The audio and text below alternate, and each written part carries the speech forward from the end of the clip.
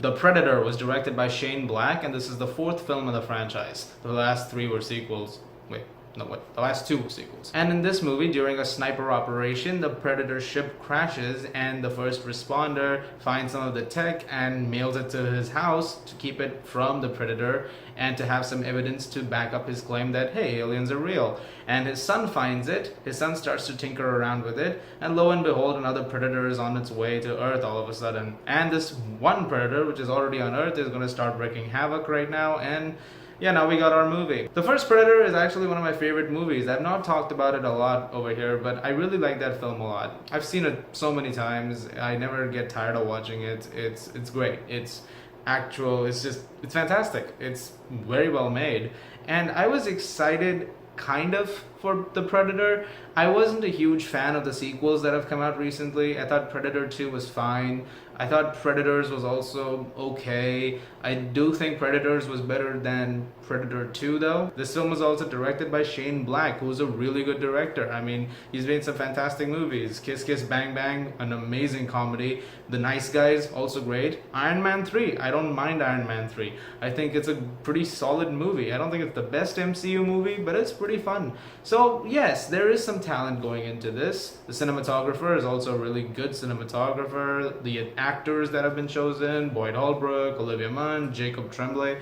It's a good roster of actors as well. What could possibly go wrong? A few things.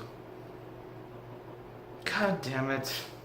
Whenever I go for a film, I want to give it a chance. I really do. There is never a point in time where I walked into a film expecting it to fail. Maybe a couple of times. But aside from that, I know when I'm going in for a film, I have to give it the benefit of the doubt. Maybe you're gonna walk out really pleasantly surprised. You're gonna actually end up liking the movie a lot more than you thought you would. And usually in those cases, that makes me excited to see the movie because that's good. I want to be surprised. And I'm sure that you do too. You want to see something which subverts your expectations. This film has some good concepts in it. There's some couple of great action sequences. There's one great chase sequence that happens outside a laboratory in the first half hour of the film, which I thought was really entertaining. And there's a few bursts of joy like that, and you get your R-rated gore, blood, guts. I mean, this is probably the goriest film in the franchise.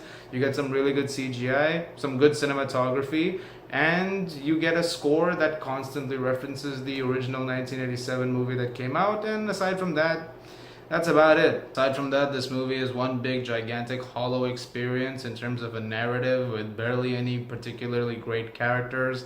A pretty weak script in many ways. Lots of cliches, which you've seen over and over again. Some very chaotic and actually kind of dizzy action sequences. And a movie that exists more to bring more franchise, related movies under its banner. Not so much to progress the story in interesting ways. This tries to. There's a few things they try to answer as to why the Predators are constantly coming to Earth. This is something that was brought up in the last Transformers movie also, which let's talk about for a second, because this film has a lot of Michael Bay characteristics.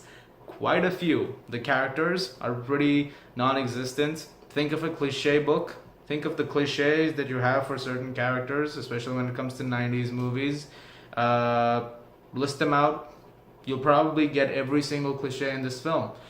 They're all covered, particularly the commander officer who is an asshole the entire film and barks orders and chews gum as a characteristic to be very snobby and laughs in a very goofy way, like ha ha ha ha ha ha. The main character of this film is a very good guy. He's done some good stuff, but he's terrible when it comes to his family. How many times have you seen this? You could count it on your fingers at this point. There's a bunch of other characters who are kind of like the lower tier soldiers in the military. They've also done some bad stuff, but they're actually pretty good people at heart, but they've had bad pasts. You've seen this multiple times. In fact, in some ways, this film felt a bit like an amalgamation of Con Air and The Predator. It was kind of crazy. There's a few people like that in this film. It's like Con Air. In the movie, they're on a plane with Nicolas Cage and all. And in here, there's a scene where they're on a bus. And they meet on a bus. And they stage an escape from the bus. So that's pretty much what you get. I feel like that's a minor spoiler, but not really. I mean, that happens really early on in the film. The film has a lot of callbacks to the original film in terms of dialogues. There's a lot of subversions.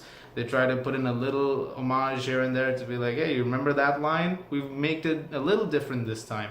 For example, when the Predator first gets unmasked in this movie, which is pretty early on actually, it's in this lab, and Olivia Munn sees it and says, "You're one beautiful motherfucker." And if you've seen the original Predator movie, that's what Arnold Schwarzenegger says, but instead of beautiful, he says ugly. I mentioned the score is a lot like the original film. It has that original tune throughout. So every time this commanding officer comes in, which is, funny because it's played by Sterling K. Brown, who's a really good actor. I don't know what the hell he's doing in this movie though. Every time he comes in on a helicopter, that score starts playing and you're immediately thinking of Alan Silvestri's soundtrack from all those years ago. I haven't even gotten into the other nitty-gritties yet. The editing is all over the place. It's so choppy sometimes and you can't even tell what's going on. And sometimes it's bad because sometimes the shots are really good. The cinematographer is Larry Fong. He's done some pretty good movies. Some movies that not very good, Kong Skull Island, but his cinematography has always been on point. I actually think his work on Batman v Superman was excellent. Here you can tell he's tried to do a lot of, his trademark stuff, but it's also choppily edited and it's scattershot, it's all over the place, and that also gets a little disappointing. And one of the biggest issues with this film is its tone. Shane Black is known for a lot of humor in his movies, and once again he tries to do that a lot over here, but it's also used a lot at the wrong time. There's points where there's a very serious scene going on and then there'll be this haha moment and it doesn't really work. I don't think I really laughed at all in this movie, and that's kind of disappointing. I wanted to enjoy it that way, but nothing like that happened. There are intriguing ideas in this movie. Like I said, the reason behind why the predators are coming, it's kind of intriguing. There's a gigantic predator in this movie, which we've never seen before, that makes its appearance here. That looks kind of cool, but it is a giant predator at the end of the day. There are predator dogs also in this movie. That was also an interesting thing. I mean, there are things to admire here. Some of the technical stuff is really good. Like, the special effects cannot be denied. They are pretty great.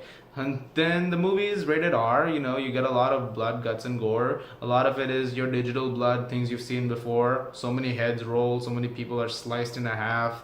It's kind of crazy. Like I said, this is the goriest film in the franchise to date. Some of it is done just cause some, effect. And the other stuff is, it's all for effect, really. The movie pretty much starts with the person cut in half, just to give you an idea of what we're going for here. I'm not saying this movie is terrible. I don't think it's a terrible movie, but I wanted it to be a lot better than it was. At the end, I mean, it just felt really hollow. And I talked about the fact that the action sequences and all felt a bit chaotic and dizzy.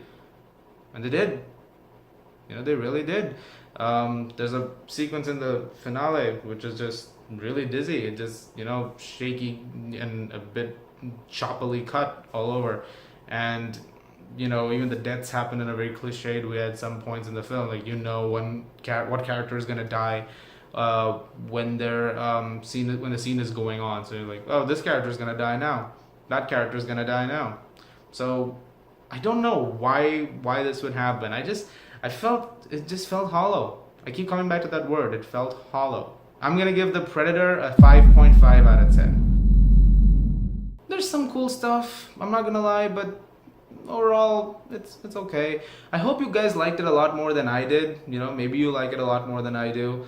I don't know. It's kind of meh for me. So thank you very much for watching. Look forward to more reviews very soon. As always, if you like this, please do subscribe, and I'll see you guys at the movies.